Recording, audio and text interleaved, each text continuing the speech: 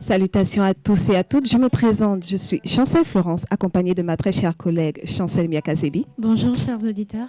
Et aujourd'hui, nous avons l'occasion d'échanger avec Monsieur Éric Lopez, bénévole et créateur de la fondation Sponsor Zone.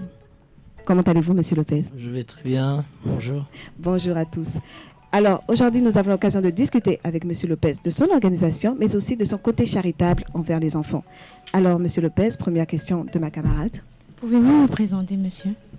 Oui, je m'appelle Éric Lopez. J'ai grandi à la Sika Baobab, donc cette radio est très proche de mon cœur. D'ailleurs, c'est une bonne période, un bon moment pour vous remercier tous pour l'invitation. J'ai grandi au Sénégal. Je suis un citoyen du monde. Et à une certaine période de ma vie, il a été super important pour que je puisse au moins regarder dans ce rétroviseur et essayer de trouver dans quel moyen on peut faire quelque chose pour notre jeunesse. On a une belle jeunesse. Plus de 56% de nos jeunes ont moins de 20 ans. Et donc, il est très important que nous fassions quelque chose parce que le lendemain du Sénégal et de l'Afrique en général vient de ces jeunes. Et on ne peut pas qu'en parler, il faut bien qu'on fasse quelque chose par rapport à ça. Et justement, parlant de ces jeunes-là, parlez-nous de votre organisation non lucrative appelée Sponsor Zone.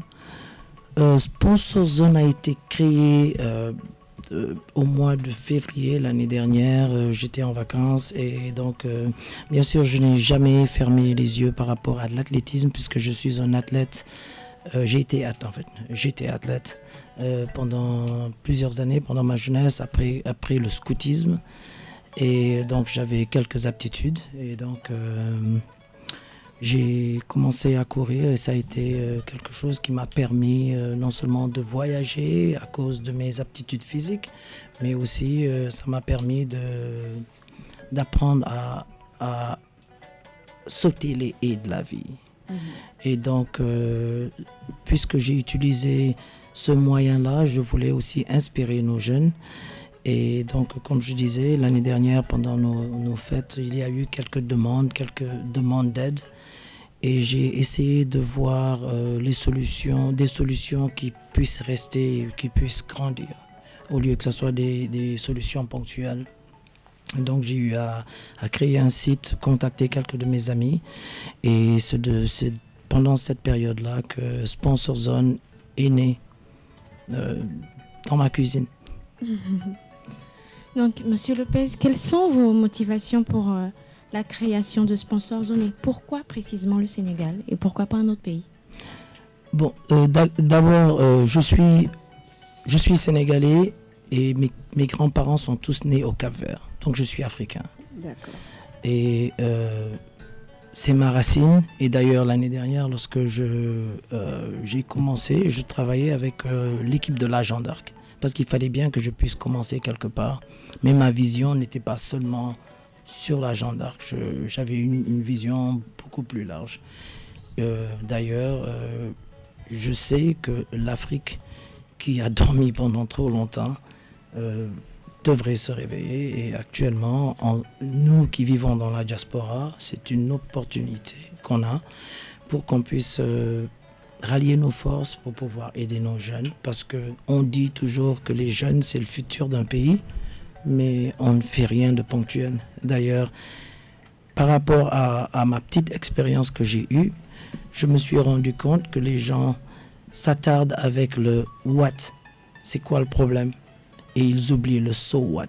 Après qu'on puisse poser le problème, il faut qu'on puisse trouver la solution. Il ne faut pas philosopher, il faut bouger. Il faut faire des erreurs et apprendre. Il faut accepter cette diversité d'idées. La bonne idée n'est pas sénégalaise, elle n'est pas américaine, elle est diverse. Exactement. Et justement, en parlant d'idées et d'actions, pourriez-vous nous donner quelques exemples de ce que vous avez bien pu accomplir avec Sponsor Zone? Et je vous remercie d'ajouter Sponsor Zone dedans parce que ce que je fais, ce n'est pas moi, c'est un groupe, c'est un grand groupe. Et j'ai eu l'occasion de travailler avec plusieurs personnes. En commençant l'année dernière, par rapport à Sponsor Zone même, on a organisé un camp l'année dernière au mois d'août au collège Sacré-Cœur de Dakar où j'ai fréquenté le collège Sacré-Cœur et on a eu l'occasion, là que je vais citer, de parler avec le frère Luc Brunette.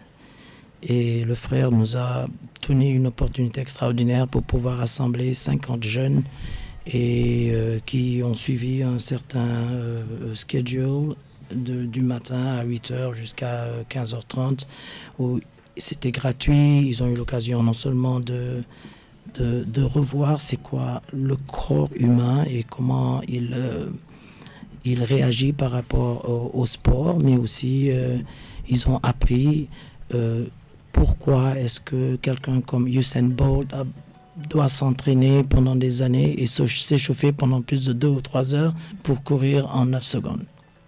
Et cette partie est importante. Et donc on a pu faire ce camp-là et donc par rapport aux résultats, nous avons décidé non seulement de nous focaliser sur la Jeanne d'Arc, mais aussi de penser à la ville de Dakar. Notre ville a une grande population. Il faut qu'on trouve des espaces pour que les enfants puissent s'épanouir.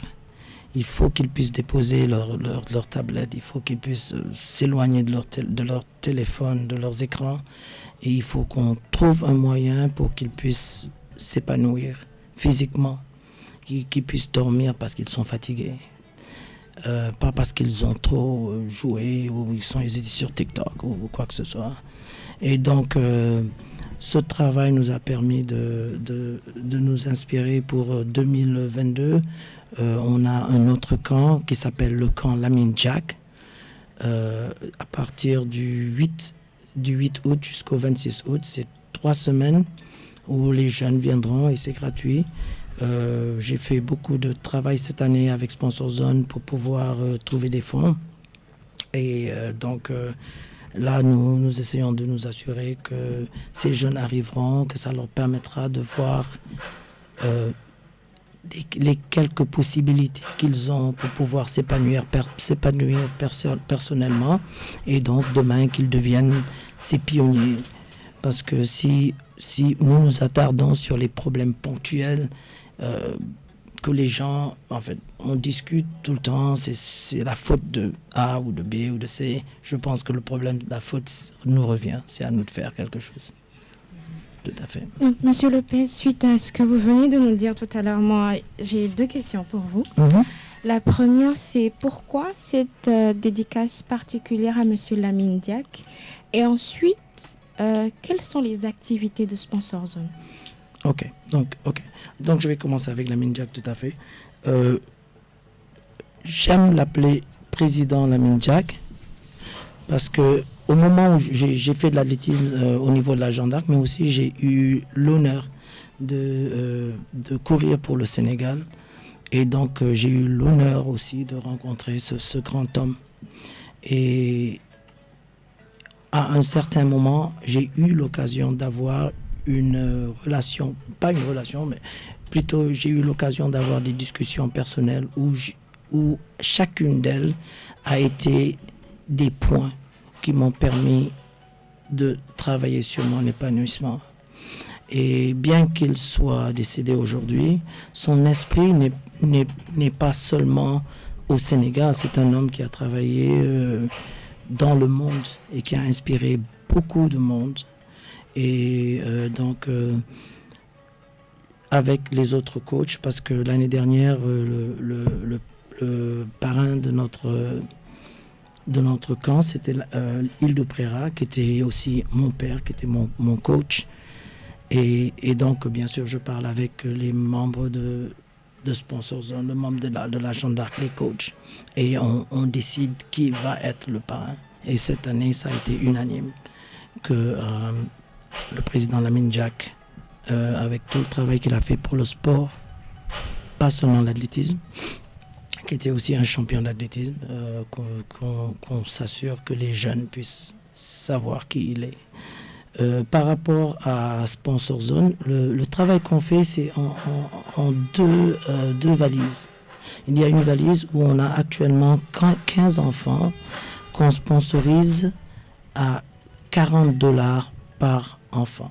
Donc, au moment de ma petite période de préparation de Sponsor Zone dans ma cuisine, j'ai eu l'occasion d'appeler beaucoup de mes amis à moi qui sont dans la diaspora, qui sont au Sénégal, pour leur dire, écoutez, moi, j'aimerais qu'on puisse aider nos enfants. Est-ce que vous pouvez m'aider, chacun de vous, à 10 000 francs CFA ou à $20? Et les gens me disaient, moi, je veux t'aider, je peux te donner plus, mais je veux que les affaires soient organisées. Je veux pas que tu t'enrichisses. J'aimerais, j'ai dit, bon, écoutez, moi, je vais m'assurer que l'argent que vous me donnez, vous allez pouvoir savoir exactement où c'est. Je vais vous donner les numéros des parents qui vont recevoir cet argent-là. Et vous pouvez les appeler. Parce que mon idée, c'est de promouvoir ces gosses, qu'ils puissent avancer à un moment. Parce que demain, ils seront moi. Aujourd'hui, je ne peux plus courir, je ne peux plus compétir. Voilà mes jambes. C'est eux les jambes. Donc, on a ce volet où on a 15 jeunes qu'on a sponsorisés depuis l'année dernière. Et donc, pendant le camp, nous préconisons ajouter 5 gosses qui seront les meilleurs dans la décision des coachs. Les 5 meilleurs vont recevoir une bourse aussi d'une année. Et c'est une bourse qui leur permet d'acheter les bases de leur propre vie, leur donner une petite indépendance. Donc l'autre valise, c'est la préparation du camp, le camp Lamine Diack cette année et le camp Île-de-Préra l'année dernière. Et donc nous préconisons travailler sur ce camp-là. L'objectif derrière tout cela, c'est les Jeux olympiques des jeunes de 2026. J'ai rencontré beaucoup de gens à Dakar qui ne savaient pas qu'on a des Jeux olympiques qui vont être organisés au Sénégal. Et mon grand souci, c'est d'attendre jusqu'en 2026, de prendre les meilleurs et de penser qu'il est possible que ces meilleurs vont monter ce podium. Nous ne sommes plus aux Jeux olympiques pour participer. Nous ne sommes plus là que pour participer. Il faut qu'on puisse monter sur ces podiums-là. Nous avons des individus au Sénégal, pas beaucoup, qui sont montés sur ces podiums. Amadou Diaba, en 1988, ça fait longtemps. On a des jeunes extraordinaires. Pourquoi 1988, pourquoi est-ce que nous n'avons pas plein de champions? Nous avons Amine Bakecham, qui est championne du monde. C'est extraordinaire. On rencontre des gosses, on leur dit c'est qui Amine Bakecham, ils ne savent pas. C'est grave. Nous avons Ken Louis, qui a été champion du monde en salle. Une championne du monde en salle est une championne du monde. Si elle a une médaille de bronze qu'elle a eue, et elle est la 3e meilleure triple sauteuse du monde à cette période. Et pour ne pas... le fait qu'on ne prenne pas notre temps pour leur poser ces questions, les bonnes questions. Comment est-ce que vous avez fait pour arriver là? Pour qu'on puisse montrer à nos jeunes que c'est vrai, ce n'est pas que Usain Bolt qui monte sur ce podium, ce n'est pas que nos grands champions américains ou d'autres pays, mais nous, Sénégalais, peuvent gravir ces échelons. Et le problème, c'est la préparation.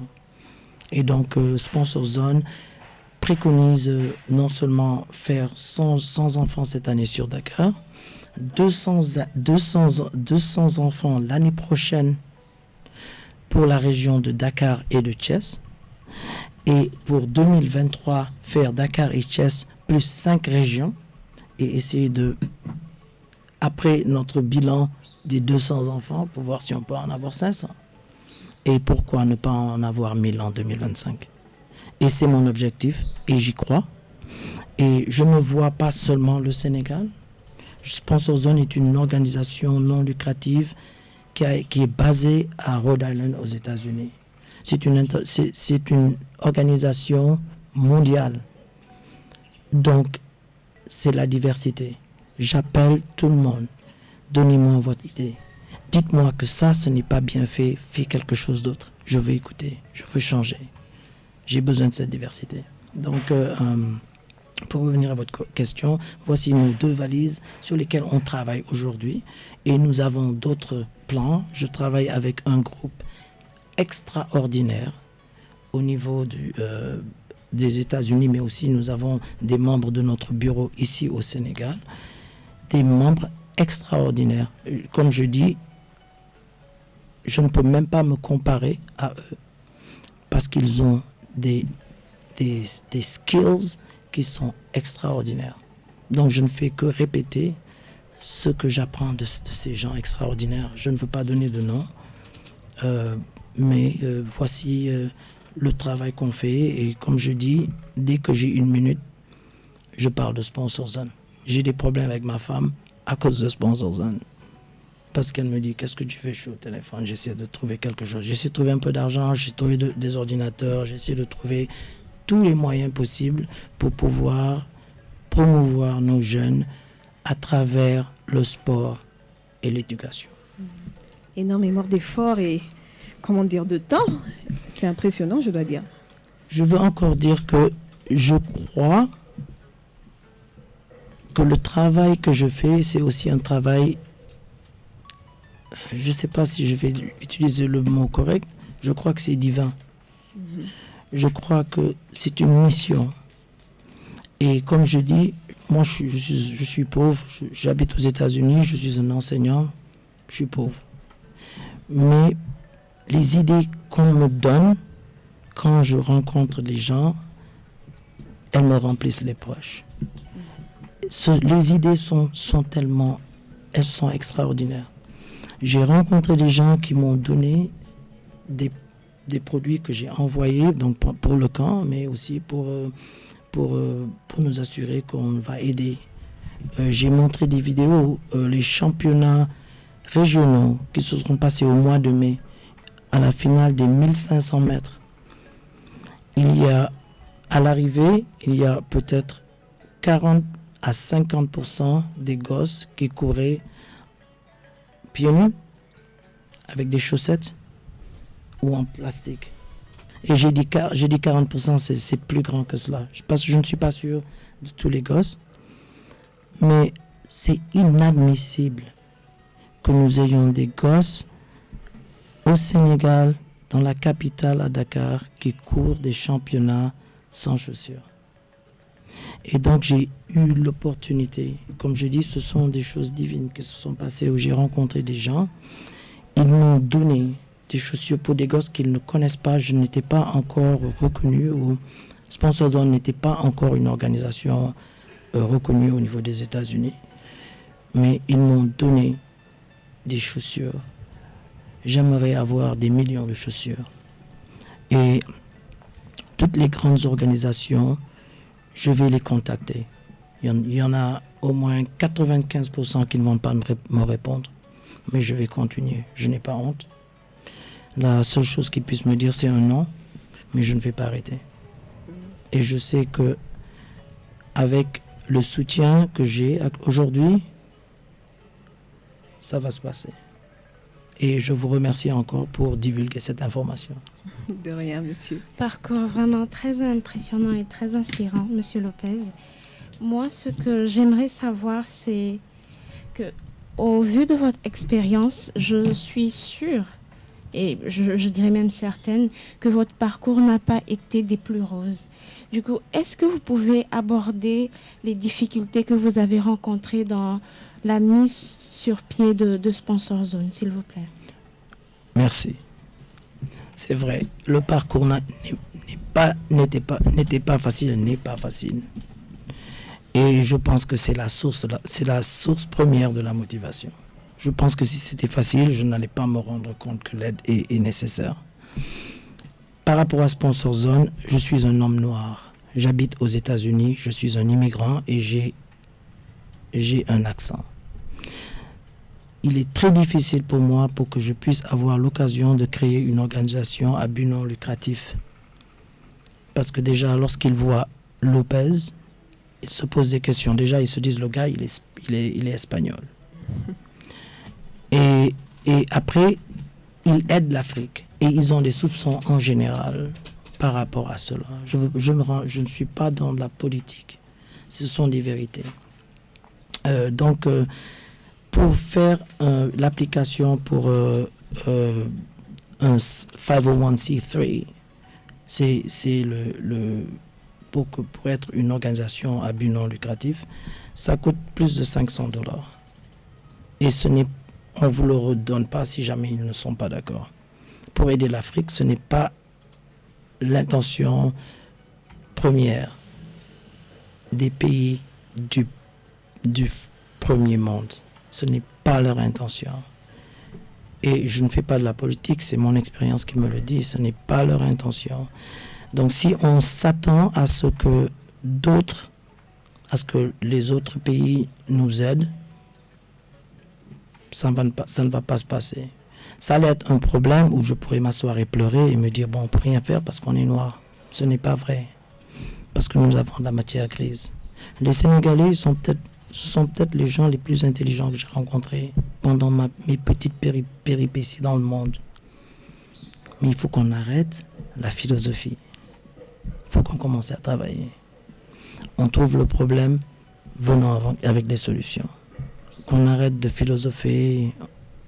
L'intelligence, comme Coach Barma l'a dit, notre philosophe du XVIIe siècle, l'intelligence ne peut pas se vendre au marché parce que tout le monde en a.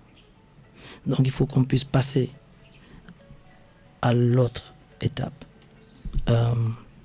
Donc je dis, c'était pas facile. J'ai vécu au Sénégal, j'ai vécu à Baobab. C'est l'espace le plus beau du monde. Je suis allé aux États-Unis. La langue, c'est pas ma langue. Les coutumes sont totalement différentes.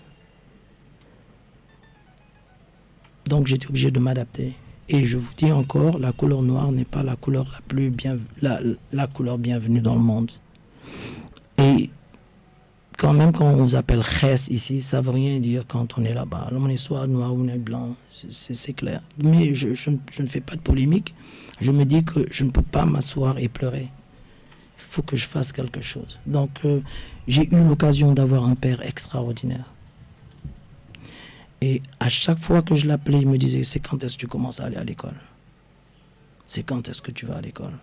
Et je ne pouvais pas, ça coûtait trop cher. Je venais du Sénégal, il fallait que je reste 1 an avant que je puisse être reconnu en tant que citoyen de Rhode Island pour que je puisse aller à une école. J'ai eu l'occasion d'aller à l'école, j'ai eu l'occasion d'étudier et d'apprendre. Et pour moi, c'est cette diversité qui m'aide aujourd'hui. C'est cette diversité. Sponsor Zone, ce n'est rien d'autre que mes déformations professionnelles. Je suis un enseignant, lorsqu'il y a un problème, on ne peut pas quitter l'école sans trouver une solution. On ne peut pas. Donc, lorsqu'il y a un problème dans l'athlétisme du Sénégal, je ne peux pas ne pas penser aux moyens, à des possibilités. Je ne peux rien faire tout seul. Mais il faut mettre des systèmes. Les gens doivent critiquer le système et le mettre de telle sorte qu'il marche à 100%. Les gens doivent être un peu plus sérieux. On en a parlé un peu dans le taxi. Mm-hmm. Donc, être sérieux, c'est important. Et puis, je pense que quand on est sérieux et qu'on a le temps et qu'on veut, on peut. Et est-ce que vous aurez d'autres messages particuliers à dédier à notre public? J'invite le public à se rendre compte qu'on peut. On peut. Pour y arriver, il faut déjà qu'on sache qu'on peut. L'athlétisme m'a appris que lorsque je suis sur cette ligne-là, je suis seul. Quand on me dit à vos marques, prêt et partez, le premier qui arrive à l'autre ligne, c'est le premier. Si vous tombez, ça c'est votre problème. Le premier, c'est le premier. C'est lui qui va recevoir cette médaille en or. Donc mon message, c'est que les gens acceptent le challenge, que les gens acceptent d'écouter l'autre. On n'écoute personne. Que les gens prennent le temps de lire, que les gens prennent le temps de parler avec les autres, encourager les enfants. Et je pense que là, on y arrivera. Monsieur Lopez, quelles sont vos perspectives pour le futur, pour Sponsor Zone, pour son extension dans le monde? Oui, donc comme je vous le disais tout à l'heure, l'intention, l'année dernière, il fallait bien qu'on commence quelque part. On a commencé avec la Jeanne d'Arc. Cette année, c'est la ville de Dakar, donc la Jeanne d'Arc et la ville de Dakar. L'année prochaine, c'est la Jeanne d'Arc, la ville de Dakar et la ville de Thiès. Et on va